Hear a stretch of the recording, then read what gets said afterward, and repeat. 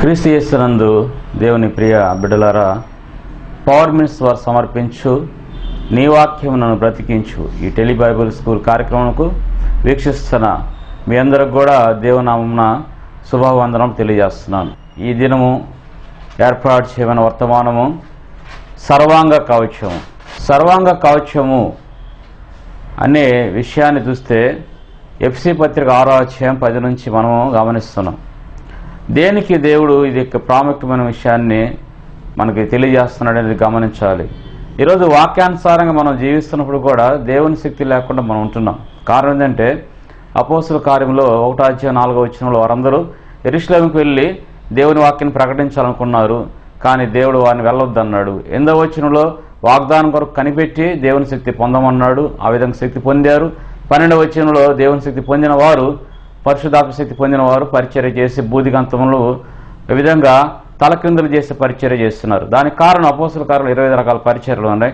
మనకు తెలిసిన పరిచర్య కేవలము వాక్యానుసరణ, సువార్త పరిచర్య, అలాగనే దెయ్యం వెళ్ళగొట్టు పరిచర్య. ఈ ప్రాముఖ్యంగా ఈ 3 పరిచర్యలే మనం గమనిస్తున్నాం. కానీ అపోస్తుల కార్యంలో దగ్గరగా సుమారు 28 పరిచర్యలు ఉన్నాయి. అందుకనే వారు భూమిని తలకిందులు చేస్తున్నారు. సరే, ఏదేమైనప్పుడు కూడా మనం తెలియజేసుకున్నటువంటి వర్తమానం ఏంటంటే సర్వాంగ కవచము అనే విషయాన్ని చూస్తే రోమా సైనికుడి యొక్క విధానం ఇది. ఆ రోమా సైనికుల దుస్తుల విధానం ఇక్కడ రాయటం జరిగింది. ఇక్కడ అన్నిటికంటే ప్రాముఖ్యంగా సాతానుని మనం ఎదిరించలేకపోవడానికి కారణం అనేక కారణాలు ఉన్నాయి. కారణం ఏంటంటే నువ్వు ఎంత దేవుని వాక్యము తెలుసుకున్నప్పుడు కూడా వాక్యానుసారం నడిచి రోజుకి 4 గంటలు ప్రార్థన చేసి 8 గంటలు ప్రార్థన చేసి దేవుని శక్తి పొందుకొని అద్భుతాలు, సువార్త పరిచర్య, అనేక అద్భుతాలు, స్వస్థపరిచర్య ఎన్ని చేసినప్పుడు కూడా ఒక దినము ఆ విధంగా చేసే వ్యక్తి కూడా పరలోకం వెళ్ళినప్పుడు నా నామం అద్భుతములు చేశాను అని ప్రకటించినటువంటి వారిని చూసి ఒక మాట అంటున్నాడు యేసు ప్రభు, మీరు నా నామం అద్భుతాలు చేశారు కదా, మీరు క్రమం చేయవారులారా నా నుండి తొలగిపోమంటున్నాడు. కారణం ఏమిటంటే ఆయనకి నీ హృదయం కావాలి. నువ్వు అద్భుతాలు చేయటం కోసం దేవుని అడిగావు, అద్భుతమైన శక్తి దేవుడు నీకు ఇచ్చాడు. కానీ హృదయంలో నీకు దేవునికి స్థానం ఎలాగున్నది? హృదయ శుద్ధి గలవారు దేవుని చూచెదరు. హృదయ శుద్ధి అనగా 31 మంది రాజుల్ని నువ్వు జయించగలుగుతున్నావా? 31 మంది రాజుల్ని జయించబోతే నీ పరిస్థితి ఏంటి? శత్రువుని ఎల్లగొట్టబోతే నీ పరిస్థితి ఏంటనేది ఇక్కడ గమనిస్తే న్యాయాధిపతుల గ్రంథంలో మనం గమనించాల్సిన ప్రాముఖ్య విషయాలు ఉన్నాయి. మొదటి వచనం నుంచి, నేను మిమ్మల్ని ఐగుప్తుల నుండి రప్పించి మీ పితరులకు ప్రమాణం చేసిన దేశమునకు మిమ్మల్ని చేర్చి నీతో చేసిన నిబంధన నేనెన్నడూ మేరను. దేవుడు తన నిబంధనను మేరను అంటున్నాడు. ఎప్పుడు మేరడు చూద్దాం. మీరు ఈ దేశ నివాసులతో నిబంధన చేసి కొనకూడదు, వారి బలిపీఠములను విరగొట్టవాలని నేను ఆజ్ఞయించాను, కానీ మీరు నా మాట వినలేదు. దేవుడు ముందు శత్రువును వెళ్ళగొట్టమంటున్నాడు. వీళ్ళు శత్రువుని వెళ్ళగొట్టక ఉన్నారు కాబట్టి వీరికి ఏం జరిగింది చూద్దాం. వీరు చేసినది పని ఎట్టిది కావున నేను మీ ఎదుటి నుండి ఈ దేశ నివాసులను వెళ్ళగొట్టను, వారు మీ ప్రక్కలకు శూలములుగా నుందురు, వారి దేవతలు మీకు ఉరిగా నుందరని చెప్పుచున్నాను. ఇదే పరిస్థితి మనకు కూడా. దేవుడు మన శత్రువు అయినటువంటి సాతాన్ని వెళ్ళగొట్టకుండా, దేవుని యొక్క ఉద్దేశంతో మనము వెళ్ళకుండా వాక్యానుసారం ఉన్నా కానీ మన హృదయంలో శత్రువులు అనగా ఇందాక చెప్పే కదా 31 మంది రాజులు ఆ శత్రువులు నీకున్నటువంటి అసూయ, కోపము, ద్వేషము ఇవన్నీ కూడా ఒక దైవ సేవకురాలు ఆమె ఏమి మాట్లాడకుండా చిన్న స్లోగన్స్తో ఒక కార్డుల మీద రాసి వాక్యం ప్రకటించకుండా ఆ కార్డుల మీద ఏం రాసిందంటే ప్రేమించమని దేవుడు చెప్పాడు. ప్రేమించటము నీ యొక్క విధానం అయితే, ప్రేమించే విధానం నీలో ఉంటే అది యేసుప్రభులాగా నువ్వు ప్రేమించగలిగితే దేవుని వాక్యాన్ని ఆటోమేటిక్గా నువ్వు ప్రకటించినట్టే. కాబట్టి ఈ రోజుల్లో ప్రేమను పంచే దినాలు లేవు, ప్రేమను ప్రకటించే దినాలు లేవు. ఎవరైనా కానీ వాక్యం చెప్తున్నా కానీ వాక్యం యొక్క నీడలో ప్రేమతో మనము, ఎందుకంటే లోకం ఎంతో ప్రేమించిన మాట మనం గమనిస్తున్నాం. కాబట్టి ఈ విధంగా చూస్తే వారు వెళ్ళగొట్టలేకపోయారు కాబట్టి వారికి ఉరిగా అక్కడ ఉన్నట్టుగా మనం చూస్తున్నాం. అదేవిధంగా 3వ అధ్యాయంలో కూడా ఇక్కడ గమనిస్తే 3వ అధ్యాయం న్యాయాధిపతుల గ్రంథంలో కూడా అక్కడ వారు అనేక విషయాలు, అక్కడ అనేక మంది ఉన్నారు. ఇశ్రాయేలు, కనానీయులు, హిత్తీయులు, అమోరీయులు, పెరిజీయులు, హివ్వీయులు, ఎబూసీయులు వీళ్ళందరి మధ్య వాళ్ళు ఉన్నారు. అయితే వారు వారితో ఉండి వారి కుమార్తెలను వారి యొక్క దేవతలు పూజించు రావటం వలన వారందరిని కూడా దేవుడు ఏం చేశాడంటే అక్కడ శత్రువులకు అప్పచెప్పాడు. కాబట్టి ఇక్కడ మనం గమనించాల్సిన ప్రాముఖ్య విషయము, నీ శత్రువుని నువ్వు వెళ్ళగొట్టకుండా ఎంత ప్రార్థన చేసినా, నీ హృదయాన్ని మార్పు లేకుండా నువ్వు ఎంత ప్రార్థన చేసినా, నీ హృదయానుసారమైన జీవితంలో నువ్వు ఎన్ని రకాలుగా ఉన్నా కానీ నువ్వు దేవుని దగ్గర నువ్వు వెళ్ళటానికి దేవుడు అనుమతించడు. పరలోకములు ఇక్కడ నీకు భూలోకంలో స్థానం ఇచ్చినా కానీ పరలోకంలో నీకు స్థానం అనేది దక్కదు. అందుకని మనం పరిశుద్ధమైన జీవితంలో ఉండాలంటే ఏం చేయాలని మనం గమనించాలి. అపవాది ఆనాడు ఆదాము దగ్గర ఏ విధంగా కుయుక్తి పని మరి హవ్వని ఏ విధంగా మోసపుచ్చున్నాడు, హవ్వని మోసపుచ్చిన విధానంలో చూస్తే అది అనేక రీతిలుగా భూమిని ఈ రోజు కూడా స్వతంత్రించుకోవడానికి ముందుకు వస్తుంది. ఒక దైవజనుడు మరి ఒక సౌత్ ఆఫ్రికాలో ప్రార్థన చేసినప్పుడు లూసిఫర్ అనే యొక్క దూత ఏ విధంగా ఆదాము దగ్గర హవ్వ దగ్గర మరి వారిని శోధించిందో అదే రీతిగా ఈరోజు ఆ లూసిఫర్ ఒక దేవుని సేవలు ఉన్న ప్రతి ఒక్కరిని కూడా ఆటంకపరుస్తుంది. అది ఏమంటుందో ఒకసారి గమనించుదాం. అది ఒక మాట గమనించినట్టయితే ఒక మాట ఉంటుంది, నాకు ఒక్క నిమిషం అవకాశం ఇచ్చినా నేను జ్వరపడతాను, నేను వాయు సంబంధం నుండి ఆకాశ మండలంలో ఉంటున్నాను. ఆ విధంగా ఉండటం కాకుండా నా అనుచరులు ఉంటున్నారు. ఆ అనుచరులు ఎందుకు నేను ఆ అనుచరులను ఏర్పాటు చేసుకున్నానంటే ఎక్కడైతే వాక్యం ఇస్తున్నారో ఆ గృహాలలో నేను ప్రవేశిస్తున్నాను. ఒక దైవ సేవకుడు సౌత్ ఆఫ్రికాలో ఆయన చేసే పరిచర్య ఎంత అద్భుతంగా ఉంటుంది. వారు ప్రార్థనా బలాన్ని పొంది, ఎందుకంటే సౌత్ ఆఫ్రికా దేశంలో అనేకమైన వ్యాధులు, ఎయిడ్స్ కానీ రకరకాల వ్యాధులు, క్యాన్సర్ వ్యాధులు ఎన్ని అక్కడ ఉన్నాయి. కారణం ఏంటంటే విస్తారణ పాపము. వారికి తిండి తినటానికి అక్కడ అవకాశం లేదు. ఆ ఎడారి ప్రాంతాల్లో ఒక జంతువుని వేటాడటం కోసము ఆ ప్రాంతం ప్రజలు 5 గంటలు నేలన బోర్ల వండుకుంటూ వాటికి జంతువులకు కనిపించకుండా ఆ ఇసుక మీద పైన దగ్గరగా 45 సెంటీగ్రేడ్ పైన ఉష్ణోగ్రత పైన టెంపరేచర్ ఉంటే భూమి మీద కూడా అదే విధంగా మరి 35 సెంటీగ్రేడ్ డిగ్రీ టెంపరేచర్ మీద వాళ్ళు పాక్కుండా వెళ్ళినప్పుడు ఆ ప్రయాసకు తగినటువంటి ప్రతిఫలం వాళ్ళు దక్కలేదు. అలాంటి స్థితిలో వారు మరి వ్యభిచారం అనే వృత్తిని ఎక్కువ శాతం చేపట్టడం జరిగింది. దానివల్ల రకరకాల వ్యాధులు వచ్చినాయి. అయితే ఎక్కడ పాపం ఉందో అక్కడ విస్తారమైన కృప ఉందన్నట్టుగా వారు ఈరోజు 100 రోజులు ఉపవాస ప్రార్థనలు ఉంటూ 100 రోజులు ఉపవాస ప్రార్థన పూర్తయినందువల్ల వారు ఫెస్టివల్స్ అంటే గెట్ టుగెదర్ ఫంక్షన్స్, కృతజ్ఞతాస్తుతులు సంబంధించి ఆ యొక్క ప్రార్థనా కోటాలు ఏర్పాటు చేసుకుంటున్నారు. అంటే ఎప్పుడు ప్రార్థనలో 100 దినాలు పూర్తయిన తర్వాత. కాబట్టి జ్ఞాపకం చేసుకోనండి, దేవుని యొక్క సన్నిధిలో మనం జ్ఞాపకం చేసుకున్నట్టయితే ప్రార్థనా శక్తి పొందిన మనము కూడా మన శత్రువులు ఎవరైనా ఉంటే వాళ్ళని వెళ్ళగొట్టకపోతే, మన శత్రువు మన హృదయం నుంచి వెళ్ళగొట్టకపోతే దేవుడు వారిని మనకు ఉరిగా పెడుతున్నాడు. కారణం ఏంటంటే అక్కడ మనము దేవుని దగ్గర పరిశుద్ధంగా ఉంటామా లేదనేది ఒక పరీక్ష. అది న్యాయాధిపతుల గ్రంథంలో కూడా 3వ అధ్యాయం 1 నుంచి ఇశ్రాయేలులకును కనానీయులకును జరిగిన యుద్ధములన్నింటినీ చూడని వారందరిని శోధించి ఇశ్రాయేలుల తరముల వారికి అనగా పూర్వము ఆ యుద్ధములను ఏమాత్రం చూడని వారికి యుద్ధము చేయ నేర్పునట్లు యెహోవా ఉండనిచ్చిన జనములు ఇవి: ఫిలిస్తీన్ల 5 సర్దారులు జనులను, కనానీయులందరూ, సిదోనీయులను, బయల్షెత్మోను మొదలుకొని హమాతునకు పోవు మార్గం వరకు లెబనోను కొండలు నివసించు హివ్వీయులను యెహోవా మోషే ద్వారా తమ తండ్రులకు ఇచ్చిన ఆజ్ఞలను వారు అనుసరించరో లేదో తెలుసుకున్నట్లు ఇశ్రాయేలును పరిశోధించుటకై ఆ జన్మను ఉండనిచ్చాను. దేవుడు ఎందుకు మన మధ్య అనేక అన్ని జనాంగాన్ని ఉంచుతాడంటే, అనేక విగ్రహారాధన ఎందుకు ఉంచుతాడంటే మనం పరీక్షించడం కోసం. పరీక్షలో నువ్వు ఎలాగ ఉంటున్నావు అనేది జ్ఞాపకం చేసుకోవడం కొరకు. కాబట్టి ఈరోజు మన చుట్టూ ఎవరైనా నీ కుటుంబ సభ్యులు నీకు ఇబ్బంది కలుగుతున్నారంటే అది ఒక పరీక్ష. నీ తల్లిదండ్రులు, నీ యొక్క అన్నదమ్ములు నీకు ఇబ్బంది కలుగుతున్నారంటే అది ఒక పరీక్ష. దేనికోసం అంటే నిజంగా నువ్వు దేవుని సన్నిధిలో ఉంటే వారిని ఎలాగ నువ్వు టేకప్ చేస్తావు, ఏ విధంగా వారిని నువ్వు దేవునిలో మార్చగలుగుతావు, లేకపోతే నువ్వే దూరంగా ఉండి నువ్వు బలపడతావు అనేది దేవుడు పరీక్ష చేస్తున్నాడు. ఈ పరీక్షలో ఒకసారి మనం ఏం చేస్తామంటే వారి మాటలకు మనం లోబడి చివరికి వారి వైపు నడిచి దేవుని యొక్క ఉగ్రతకు లోనవుతున్నాం. అందుకని హబక్కూకు గ్రంథం 1వ అధ్యాయము 15వ వచనంలో చూసినట్టయితే అపవాది గాలము అలాగనే వల, ఉరి మూడింటిని ఉపయోగిస్తాడంట. ఎందుకు ఉపయోగిస్తాడంటే గాలముతో ఒక చేప పడుతుంది, వలతో అనేక చేపలు పడతాయి.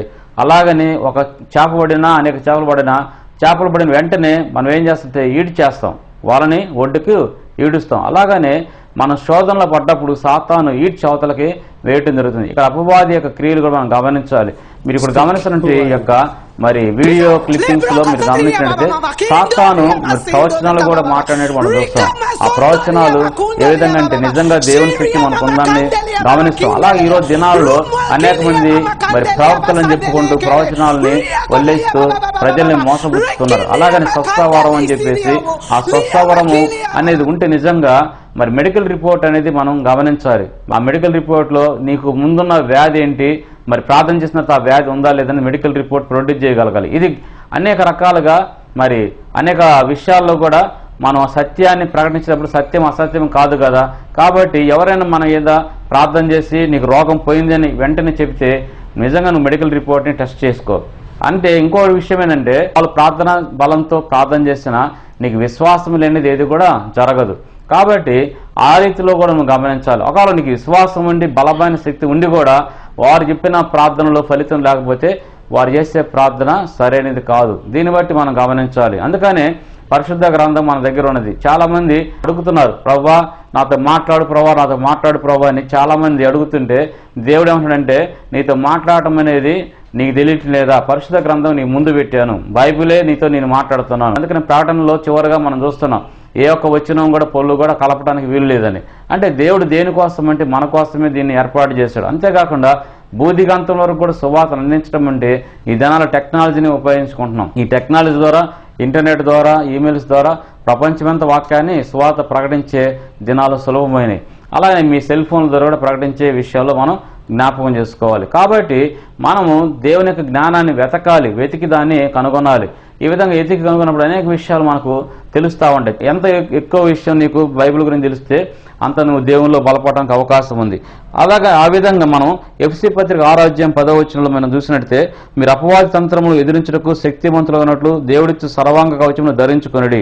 ప్రతి అవయానికి కవచము ధరించుకోవాలి. ఈ సర్వాంగ కవచం ఎవరిదంటే ఒక రోమా సైనికుడు అంగీ వేసుకుంటాడు. అంగీ వేసుకుని యుద్ధం చేస్తే వాడు పడిపోతాడు. అందుకని నడుముకి బెల్ట్ లాగా దట్టి కట్టుకుంటాడు. ఆ దట్టి కట్టుకున్నప్పుడు ఆ దట్టి ఏమవుతుంటే సత్యం అవుతుంది. సత్యం అనే దట్టి నీకు ఉందా లేదా గమనించాలి. సత్యం అనే దట్టి గురించి మనం గమనించినట్టయితే ఆ యొక్క సత్యమైన దట్టి ఇర్మియా గ్రంథము 13వ అధ్యాయంలో మనం గమనించాలి. యెహోవా నాతో ఇలా సెలవిచ్చాను, నువ్వు వెళ్ళి అవిసెనార నడి కట్టుకొని నీ నడుముకు దానిని కట్టుకొనుము, నేలలో దానిని వేయుకము. కావున యెహోవా మాట చొప్పున నేను నడికట్టు ఒకటి కొని నడుమునకు కట్టుకొంటిని. రెండవ మారు యెహోవాకు నాకు ప్రత్యక్షమై నీవు కొని నడుమున కట్టుకున్న నడికట్టును తీసుకొని లేచి యాఫ్రిటిస్ నద్దకు పోయి అక్కడ ఉన్న బండ బీటిలో దాన్ని దాచిపెట్టమనగా యెహోవా నాకు ఆజ్ఞాపించినట్లు నేను పోయి యూఫ్రటీసు నద్ద దాచిపెట్టి తిని అనేక దినములైన తర్వాత యెహోవా నువ్వు లేచి యూఫ్రటీసు నద్దకు పోయి నేను అక్కడ దాచిపెట్టమని నీకు ఆజ్ఞాపించిన నడికట్టును అక్కడ నుండి తీసుకోనమని నాతో చెప్పగా నేను యూఫ్రటీసు నద్దకు పోయి తవ్వి ఆ నడికట్టును దాచి పెట్టిన చోట నుండి దాన్ని తీసుకొంటిని. నేను దాన్ని చూడగా ఆ నడికట్టు చెడిపోయి ఉండెను, అది దేనికి పనికిరాని దాయను. కాగా యెహోవాకు నాకు ప్రత్యక్షం ఇలా సెలవిచ్చాను. యెహోవా ఈ మాట సెలవిచ్చున్నాడు, ఈ విధమునే యూదా వారి గర్వమును యెరూషలేము నివాసుల మహాగర్వమును నేను భంగపరచుదును. అన్ని దేవతలను పూజించుచు వాటికి నమస్కారం చేయుదుమని వాటిని అనుసరించుచు ఆ మాట విననులక తమ హృదయ కాఠిన్యం చొప్పున నడుచుకున్న ఈ ప్రజలు దేనికి పనికిరాని ఈ నడికట్టు వలె అగుదురు. నాకు కీర్తి స్తోత్ర మహిమలు కలుగొట్టుకై వారు నాకు జనముగా ఉండినట్లు నేను ఇశ్రాయేలు వంశస్థులందరినీ యోధా వంశస్థులందరినీ నడికట్టు నరుని నడుములకు అంటియున్న రీతిగా నన్ను అంటియుండ చేసి తిని గాని వారు నా మాట వినకపోయి ఉన్నారని యెహోవా సెలవిస్తున్నాడు. ఈ 11 వచనాల్లో 1 నుంచి 11 వచనాల్లో ఒక చిన్న క్లారిఫికేషన్ ఏంటంటే, ఒక నడికట్టు జనపనారతో చేసిన అవిసనారతో చేసినటువంటి ఒక నడికట్టును కొన్నాడు ఇర్మియా. దాని దేవుడు ఏమన్నాడంటే ఆ నడికట్టుని నడుము కట్టుకోమన్నాడు. నడుము కట్టుకున్నాడు. మరలా తీసివేయమన్నాడు. తీసివేసాడు. తీసి ఒక చోట యూఫ్రటీస్ నది దగ్గర దాన్ని దాచిపెట్టి పాతి పెట్టమన్నాడు. బండబిట్టిలో దాచిపెట్టమన్నాడు. పాతి పెట్టాడు. కొంతకాలం తర్వాత వెళ్ళి చూడమన్నాడు. వెళ్ళి చూస్తే అది చీకిపోయి ఆ యొక్క బండబీటిలో కానీ ఆ యొక్క నేలలో కానీ మట్టిలో కానీ కలిసిపోయి అది పనికి రాకుండా మొత్తం మట్టిలో కలిసిపోయింది. దీని అర్థం ఏంటంటే, దేవుని యొక్క జనాంగమైన మనము, ఇశ్రాయేలు జనాంగమైన మనము, దేవుని చేత పిలువబడిన మనము నరునికి ఒక బెల్ట్ ఏ విధంగా నడుముకి కట్టుకుంటాడో దేవునికి యెహోవాకు నువ్వు నేను నడుము కట్టులాగా ఉండాలంట. ఆ విధంగా నడుము కట్టుగా ఉండనటువంటి ఆ యొక్క యెరూషలేము జనాంగాన్ని, యెరూషలేము యొక్క దేవాలయం కూడా దేవుడు శపించడం జరిగింది. యెరూషలేం అనే పదం చూస్తే, యెరూషలేం అనే పదం అర్థం ఏంటంటే ఈరే షాలేం. ఈరే అంటే అర్థం ఏంటంటే యెహోవా, ఈరే అంటే యెహోవా చూచుకొనును, షాలేం అంటే సమాధానము, శాంతి. షాలేం అనే కాబట్టి ఈ షాలేం అనే ఒక రాజు ఆ దేశంను అబ్రహాము రాకమునిపే స్వతంత్రించుకున్నాడు. ఈ విధంగా చూస్తే ఈరే షాలేం అంటే అర్థం ఏంటంటే సమాధానము, అంటే సమాధానము ఉండే ప్రదేశము. ఇంకా పుణ్యస్థలం అని ముస్లిమ్స్ దాన్ని ఆక్రమించుకుని దాన్ని పుణ్యస్థలం అని పేరు పెట్టుకున్నారు. తర్వాత కాన్స్టంటైన్ అనే చక్రవర్తి మరలా ఆ పేరుని తిరిగి ప్రకటించడం జరిగింది. ఈ విధంగా ఒక చరిత్ర తీసుకుంటే యెరూషలేము పదం ఎందుకు వచ్చిందని చెప్పుకుంటే అనేక రకాలుగా మారిపోయింది. కారణం ఏంటంటే దేవుని సన్నిధిలో ఆ యొక్క పేరు ఏ విధంగా అనేక రకాలుగా మారిపోయింది. కారణం ఏంటంటే దేవుని యొక్క శాపం అనేది వచ్చింది. దేవుని యొక్క శాపము రావడానికి కారణం దేవుని యొక్క బిడ్డలే. కాబట్టి ఈ విధంగా మనము ఆ యొక్క రోమా సైనికుడు ఆ యొక్క నడుముకు దట్టిలాగా బెల్ట్ కట్టుకుంటాడు. అలాగని ఇక్కడ గమనించాల్సిన ప్రాముఖ్యత ఏంటంటే, ఇక్కడ మనం పోరాడుతున్నది శరీరులతో కాదు కానీ ప్రధానులతో, అధికారులతోనూ, ప్రస్తుత అంధకార సంబంధములకు లోకనాథులతోనూ, ఆకాశ మండలమందున దురాత్మల సమూహములతోనూ పోరాడుచున్నాం. అందుచేతనే మీరు ఆపద్దిన ముందు వారిని ఎదిరించుటకు సమస్తము నెరవేర్చిన వారే నిలబడుటకును శక్తివంతులు అన్నట్లు దేవుడిచ్చు.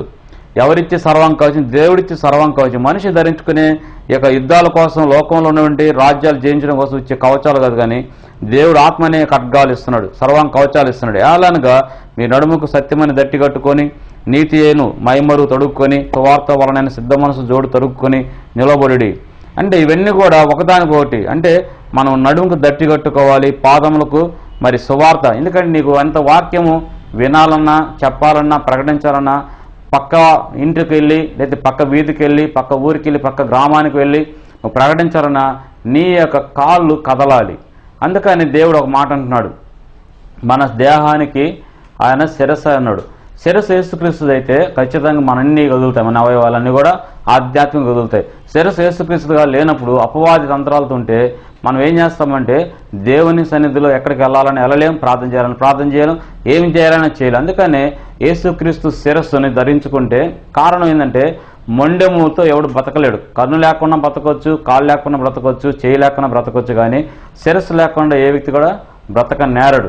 కాబట్టి క్రీస్తు శిరస్సుగా ఉంటే నువ్వు జీవిస్తావు. అంటే బ్రతుకుతున్నావు కానీ ఆ బ్రతుకు దినాలని కూడా నీటి బుడగ వంటిదే. కానీ శాస్త్రమైన జీవం అనేది నీకు రావాలంటే ఆయన క్రీస్తు శిరస్సు నీకు, నీ దేహానికి అంటుకొని ఉండాలి. కాబట్టి ఈ విధంగా అవయవములన్నీ కూడా ఈ విధంగా ఒకదానికొకటి మరి సహకరించుకునే స్థితిలో ఉండాలి. ఒకవేళ నువ్వు గమనించినట్టయితే విశ్వాసమైన డాలు రోమా సైనికుడి యొక్క డాల్ ఎలా ఉండదంటే రెక్టాంగిల్ షేపులు ఉంటుంది, చాలా ఎత్తుగా 5 అడుగులు ఉంటుంది. దానికి కొక్కాలు ఉంటాయి. ఒక్కొక్కానికి వాళ్ళు ఏం చేస్తారంటే వరుసగా ఒక 100-1000 డాళ్ళని వరుసగా పెడితే గోడలాగా మారుతాయి. ఆ 1000 డాళ్ళతో 25,000 మందిని కూల్చేస్తారంట వాళ్ళు. అంత పవర్ఫుల్గా పనిచేస్తుంది. అంటే అర్థం ఏంటంటే ఒక గుర్రము 2 టన్నుల బరువు లాగితే 2 గుర్రాలు 4 టన్నుల బరువు లాగుతాయి నువ్వు అనుకుంటే పొరపాటు, 8 టన్నుల బరువు లాగుతాయంట. అంటే అంతకంటే డబుల్ పవర్ వస్తుంది. అలాగనే ఒక 2 గుర్రాలకు అంత డబుల్, దాని హార్స్ పవర్ అంటాం. మరి 2 గుర్రాలకు అంత ఆ శక్తి వస్తే ఇక్కడ 1000 మంది ఉన్నప్పుడు ఎంత శక్తి వస్తుందో గమనించాలి. అలాగని విశ్వాసం అనే డాల్ అంటే సంఘము కానీ కుటుంబం అంతా కలిసి ఎలా ఉండాలంటే ఒకే ప్రార్థనతో మనం ఉండాలి, ఒకే ప్రార్థన శక్తితో మనం ఉండాలి. అందుకని అపోస్తలుల 1:14 మేడగదిలో ఉండి ఎడతెగక ఎల్లప్పుడూ కూడా ప్రార్థన చేయుచుండిరి. అంటే ఎడతెగక ప్రార్థన ఎల్లప్పుడూ ప్రార్థన చేసే శక్తి ఉండాలి. సాతాను ఏమంటుందంటే ఒక్క నిమిషము నాకు అవకాశం వచ్చినా కానీ నేను జ్వరపడతాను, ఎందుకంటే నాకు తీర్పు దినం ఇంకా నాకు రాలేదు. తీర్పు దినం ఎందుకు రాలేదంటే దేవుడు మిమ్మల్ని అందరూ కూడా తన బిడ్డలుగా మార్చుకోలేదు. మిమ్మల్ని అందరూ మార్చుకుని నాకు తీర్పు దినం వస్తుంది. అందుకని నా టైము, నా యొక్క లైఫ్, నా జీవితము పూర్తి కాకుండా ఇంకా కొనసాగుతుందంటే అర్థమైందంటే అది మీరే.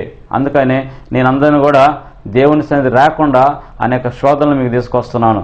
ముందు ఏమంటుందంటే మొదటగా దేవుడు ఎవరిని ఏర్పాటు చేశాడు? ఆదాముని హవ్వను, అంటే పురుషుని స్త్రీని. అందుకని కుటుంబంలో భార్యాభర్తలకు నీ సమాధానం లేకుండా నా మొదటి టార్గెట్ ఇది. మీరు చూడండి యూట్యూబ్లో, అలాగనే అనేక వీడియో ఛానల్స్లో ఉన్నాయి, వాటిలో కొన్ని మీకు గమనించండి. అది ఛాలెంజ్ చేస్తుంది. మొదటగా కుటుంబాన్ని నేను సమాధానం లేకుండా చేస్తాను. కాబట్టి కుటుంబంలో సమాధానం లేకుండా, భార్యాభర్తలతో సమాధానం లేకుండా, కుటుంబంలో పిల్లలతో సమాధానం లేకుండా దేవుని దగ్గర నుంచి దూరపరిస్తే దానికి ఆయుష్కాలం పెరుగుతుంది, మనకు ఆయుష్కాలం తగ్గుతుంది. కాబట్టి మన ఆయుష్కాలం ఎవరి చేతులు ఉందంటే శత్రువు చేతిలో ఉంది. శత్రువుని మనం తుదముట్టిస్తే మనం కూడా జీవితాంతం దేవుని సన్నిధిలో ఉంటాం. శత్రువుని తుదముట్టించకపోతే మనం కూడా జీవితాంతము మరి గాఢాంతకరమైనటువంటి లోయలో, మరణాంతకరమైనటువంటి ఛాయలలో, అగ్నిగుండములు, ఆరని అగ్నిలో మనం పరిస్థితి ఉండాల్సిన విధానంలో మనం చూడాలి. అంటే ఇలాంటి స్థితిలో ఆరని అగ్నిలో నువ్వు ఉంటున్నావా? ఆరని అగ్నిలో ఉండాలంటే మరి ఏ విధంగా నువ్వు ఉంటావు, ఏ విధంగా నువ్వు మరి ప్రయాణం చేస్తావంటే అది అపవాది చేతిలోనే మన యొక్క జీవితము తుదముట్టించుకునే దినాలు. కాబట్టి ప్రతి ఒక్కరము ఈ యొక్క సర్వాంగ కవచం ధరించుకునే సమయంలో అన్నీ కూడా పాటించాలి.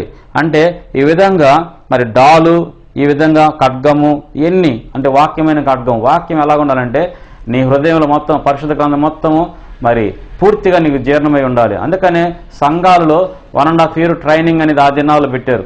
సిపిటి అంటే చర్చ్ ప్లాంటింగ్ ట్రైనింగ్. వాళ్ళ అపోస్తలు పౌలు ఏం చేశారంటే కొరింథీ సంఘానికి వెళ్ళి 1 సంవత్సరము మిగతా 6 నెలలు ఉండి వాళ్ళు బోధించారు. అలాగే ఈ రోజుల్లో సంఘాలు బోధించడం అంటే ఎక్కడా లేదు. అందుకని ఆ దినాల్లో పరిచయం ఈ దినాల్లో లేదు. ఈ దినాల్లో సాగాలంటే సంఘములో ప్రార్థన శక్తి, వాక్య పరిచర్య, మళ్ళీ ఒక ఆదివారం వాక్యం వినటం కాదు, నీవు 1.5 year వాక్యము నువ్వు నేర్చుకోవాలి. 1.5 year వాక్యం నేర్చుకుంటే బైబిల్ మొత్తం క్షుణ్ణంగా తెలుసుకుంటున్నావు. బైబిల్ మొత్తం తెలుసుకోవటం వల్ల నువ్వేం చేస్తావంటే శోధనలో పడకుండా మెలుకుతూ ఉంటావు. వాక్యం ఏం చేస్తుందంటే నీకు మార్గం తెలియజేస్తుంది. మార్గం తెలియజేస్తున్న నువ్వు ఏ మార్గం వెళ్ళాలో నువ్వు తెలుసుకుంటావు. కాబట్టి వాక్యానుసార విధానంలో నడవాలని, వాక్యానుసార విధానంలో ఉండాలని దేవుడు కోరుకుంటున్నాడు. మరి ఈ విధంగా వాక్యము బోధించిన అర్థం నేర్చుకోవడం చాలా సులభం. చాలామంది అనుకుంటారు బైబిల్ చదివితే అర్థమైంది అనుకుంటారు. ఎవరికి అర్థం కాదు. కొన్ని విషయాలు అర్థమే కాదు. బైబిల్ చదువుకోవటం వల్ల ఏమీ అర్థం కాదు. కొన్ని విషయాలు తెలుస్తాయి కానీ పూర్తిగా మీరు వాటిని తెలీదు. లూదియా కూడా మరి అక్కడ ఆమె వాక్యం బోధించినప్పుడు ఆమె హృదయం తెరవబడింది. కాబట్టి వాక్యం అలాగనే అక్కడ నపుంసకుడు కూడా ఫిలిప్ బోధించినప్పుడే హృదయం తెరవబడింది. అంటే బోధించినప్పుడు హృదయం తెరవబడుతుంది, అప్పుడు మనం మార్గంలోకి వెళ్తాం. కాబట్టి బోధించే సంఘాలు లేవు ఈ దినాల్లో. బోధించే సంఘాలు ఉంటే మనం సువార్త వాక్యం మనమే అంటున్నామంటే ఎందుకండి మాకు వాక్యము, బైబుల్ నేర్చుకునే పాస్టర్ కాదు అంటున్నాం. పాస్టర్ అనే వ్యక్తి బైబుల్ నేర్చుకుంటే పాస్టర్ ఒక్కడే దేవుని సన్నిధిలోకి ఒక బలమైన వ్యక్తి ఉంటాడేమో. అంటే కుటుంబం అంటే పిల్లలు ఎలా బలహీనంగా ఉన్నారు. బలహీనమైన పిల్లలు భోజనం చేయాలి. అందుకని దేవుడు ఏమన్నాడంటే ఆత్మీయ భోజనం భుజించాలి. ఒక చిన్న విషయం గమనించండి. పిల్లవాడిని ఒక తల్లి దెబ్బ కొట్టి అన్నం తినకపోతే, ఎందుకంటే నోరు తెరవడం కోసం. నోరు తెరిచితే ఆహారం తింటాడు. అందుకని దేవుడు మనకి వాక్యం వినేటప్పుడు నీ నోరు తెరవట్లేదు కాబట్టి మనకి దెబ్బలు వేస్తున్నాడు. ఆ దెబ్బలు మనకి శోధనలో పడి జీవితాన్ని నరకపాతన చేసుకున్నావు. ఈ నరకయాత్రలో కూడా నువ్వు దేవుని అడుగుతావేమో అని దేవుడు ఎదురు చూస్తున్నాడు. కాబట్టి దేవుని ఉద్దేశాలను గమనించి ముందుకు సాగాలి. మరి సర్వాంగ కవచం ధరించుకొని నీ శత్రువును దూరపరుచుకొని సత్యమైన నడుముకి ఏ విధంగా ఆ యొక్క బెల్ట్ దట్టి ఉన్నదో యెహోవా దేవునికి యేసుక్రీస్తుకి మనం దట్టిలాగా ఉండాలి. ఆయన బిడ్డలుగా మనం అంటుకట్టి ఉండాలి. అందుకని ఇర్మియా గ్రంథంలో నడికట్టు అంటున్నాం. అలాగనే యోహాను సువార్త చూస్తే మీరు నా యందు నిలిచి ఉండి అంటున్నాడు. కాబట్టి ధర్మశాస్త్రం ఏదో చెప్పాడో క్రీస్తు అదే విధంగా చెప్పడం జరిగింది. ఈ దినాలలో 70 మంది మరి సంఘంలో నాయకులు ఉండాలి. యేసుప్రభు 70 మంది సంఘ నాయకులను ఏర్పాటు చేసి, కాపర్లను ఏర్పాటు చేసి సువార్త ప్రకటించమన్నాడు. సినాయి పర్వతం దగ్గర 70 మంది ఇశ్రాయేల్ జనాంగం పెద్దలు ఏర్పాటు చేసుకున్నారు. కాబట్టి ఈరోజు సంఘంలో నాయకులు ఉంటే ఎలాగున్నారంటే జ్ఞానంతో దేవుని యొక్క ఉద్దేశంతో ఉన్న నాయకులు కాకుండా మరి గొడవలతో మరి సంఘాన్ని విభజించిన నాయకులు ఉన్నారు. కాబట్టి దేవునికి ఆత్మతో ఉండే సంఘాలు చాలా తక్కువగా ఉన్నాయి. కాబట్టి ఆత్మ నడిపింపులో మనం ఉండాలని, ఈ యొక్క వాక్యం యొక్క వెలుగులో మనం నడిపించబడాలని, వాక్యానుసారంగా జీవించాలని, ఈ రీతిగా ముందుకు వెళుతూ అనేక విషయాల్లో మనం ముందుకు వెళ్ళాలని ప్రార్థనాపూర్వకంగా వేడుకుంటున్నాం. స్తుతికి పాత్రుడా, మహోన్నతుడా, కృపగల దేవ, వందనాలు తెలుసు తండ్రి. వాక్యానుసారంగా మేము ఉండటానికి మీరు మమ్మల్ని ఏర్పాటు చేసుకున్నారు. అందు నిమిత్తంగా అపవాది ఎక్కడ వాక్యం వింటున్నారో వారిని వినకుండా చేయటానికి అనేక పన్నాగాలు వేస్తుంది, శోధనలు తీసుకొస్తుంది, కుటుంబంలో అలజడి తీసుకొస్తుంది. ఇన్ని ఇబ్బందులు ఉన్నా కానీ మాకొక యాజకుడు ఉన్నాడు, మాకు దేవుడు ఉన్నాడు, ఆయన అన్ని చూసుకుంటాడు అనే విషయంలో మేము బలపడకుండా ముందుకెళ్తున్నాం. మమ్మల్ని బలపరచడానికి సహాయం చేయనుడుచున్నాం. మేము అనేక శోధనలు పడి ఉన్నాం. ఎందుకంటే మాకు ఒక మార్గం చూపించేవారు లేక, మాకు మార్గం చూపించేవారు ఉంటే ఈ విధంగా ఉండేవాళ్ళం కాదు. కాబట్టి మమ్మల్ని ఫాలోఅప్ చేసేవారు లేరు. ఆ దినాల్లో అపోస్తలులు మరి బర్నబా, పౌలు ఏమంటున్నాడంటే, మనం ఏ పట్టణాలు సువార్త ప్రకటించామో ఆ పట్టణాలకు వెళ్ళి వారు ఏ విధంగా ఉన్నారో మనం వారిని మరి పరామర్శించుదాం. అలా పరామర్శించే సంఘ నాయకులు లేరు, సంఘ కాపురులు లేని దినాలై ఉన్నాయి. కాబట్టి ప్రభువా, మరి బిడ్డలను తండ్రి పరామర్శించడానికి వాక్యం చెప్పి వెళ్తున్నారు కానీ మరి వారు ఎలాగున్నారని పరామర్శించే దినాలు లేవు. అందుకని శోధన అనేక కుటుంబాలు జ్వరబడి వస్తున్నాయి. అది నిమిత్తంగా తండ్రి మరి రాబోయే దినాల్లో మేమందరం కలిసి ఒక గొప్ప ఉద్యమంతో ఈ దినాల్లో తండ్రి వాక్యం కోసము, పరిశుద్ధ గ్రంథం కోసం అనేక ఉద్యమాలు జరిగినాయి, సంఘాల కోసం అనేక ఉద్యమాలు జరిగినాయి. కానీ ఈరోజు పరలోకం కోసం ఏ విధంగా ఉండాలో ఉద్యమాలు లేకుండా దినాలు అయిపోయినాయి. కాబట్టి ప్రభువా, సంఘం అనేది ముక్కలు అయిపోయి వాక్యానుసారంగా కొన్ని సంఘాలు ఉంటే, కొన్ని సంఘాలు పరిశుద్ధాత్మ అభిషేకంతో ఉంటే, కొన్ని సంఘాలు మరి కొత్త నిబంధన ఉంది, పాత నిబంధన లేదని కొన్ని సంఘాలు ఉంటే, కొన్ని సంఘాలు విశ్రాంతి దినం అనే సంఘాలు ఉంటే, ఏ సంఘం అర్థం కాక ప్రజలు అనేక రకాలుగా తండ్రి మరి ఏ విధంగా వెళ్ళాలో, ఎక్కడికి వెళ్ళాలో అర్థం కాని స్థితిలో ఉన్నారు. నిజమైన సంఘం అనగా తండ్రి మరి పరిశుద్ధాత్మ అభిషేకం పొంది వాక్యానుసారంగా ఉంటూ అన్ని విషయాల్లో తండ్రి అన్ని కోణాల్లో ఉండే సంఘాన్ని మీరు ఎన్నుకున్నారు. ఈ విధంగా గొర్రెపిల్ల రక్తంలో కడగబడిన సంఘంగా మేము ఉండాలి. డినామినేషన్తో సంబంధం లేని సంఘంగా ఉండాలి. పరిశుద్ధ లేఖనాలే మా యొక్క మరి వర్తమానం అయి ఉండాలి. పరిశుద్ధ లేఖనాల్లో పులిని రొట్టెను మేము తీసుకోకూడదు, పులిసిన రొట్టెను మేము తీసుకునకూడదు, పులిని రొట్టెను మేము తినాలి. పులిని రొట్టెనగా స్వచ్ఛమైన వాక్యం మేము భుజించాలి. ఈ ఆత్మీయ ఆహారం మాకు అనుగ్రహించి శోధనలు పడకుండా మీ శక్తితో, మీ యొక్క ప్రభావంతో మమ్మల్ని తండ్రి ఈ విధంగా నడిపించమని, ఆ సర్వాంకవచం ధరించుకోవడానికి మాకు శక్తిని అనుగ్రహించమని యేసుక్రీస్తు పరిశుద్ధాత్మ శక్తితో అడిగి వేడుకుంటున్నాం ప్రియ పరలోకపు తండ్రి. ఆమేన్. మా నెంబర్ 8464090466. మా మరొక నంబరు 7893545504.